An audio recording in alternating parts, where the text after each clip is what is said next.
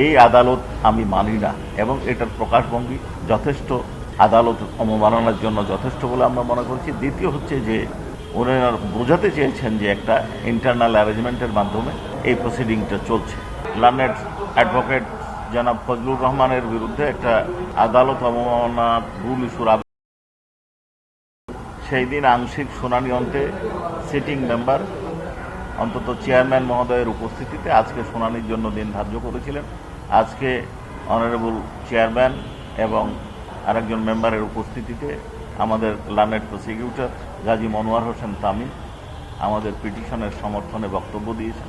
আমরা যে বক্তব্যে উপস্থাপন করেছি তাতে আমরা বলেছি যে উনি একজন অ্যাডভোকেট, উনি একজন মুক্তিযোদ্ধা, উনি একটি রাজনৈতিক দলের দায়িত্বশীল পদে অধিষ্ঠিত ছিলেন। উনি আইন জানেন, জানার পরেও ইচ্ছাকৃতভাবে আদালত অবমাননাকর বক্তব্য দিচ্ছেন। পার্টিকুলারলি দুটো বক্তব্য আমরা নিয়ে এসেছি, যদিও ওনার টকশোর আমরা পুরো অংশটাই দাখিল করেছি।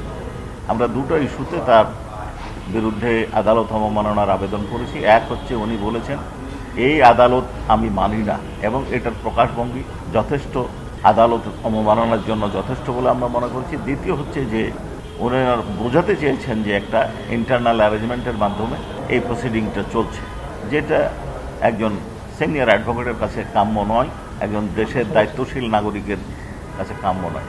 আমাদের শুনানিকালে অনারেবল ট্রাইব্যুনাল বেশ কিছু প্রশ্ন করেছেন, আমরা উত্তর দিয়েছি। শেষে আগামী অনারেবল ট্রাইব্যুনাল আমাদের আবেদন মঞ্জুর করেছেন এবং কেন আদালত অবমাননার ব্যবস্থার জন্য তার বিরুদ্ধে ব্যবস্থা গৃহীত হবে না এই জন্য রুল ইস্যু করেছেন এবং তাকে আগামী 8 ডিসেম্বর সশরীরে হাজির হওয়ার নির্দেশ দিয়েছেন।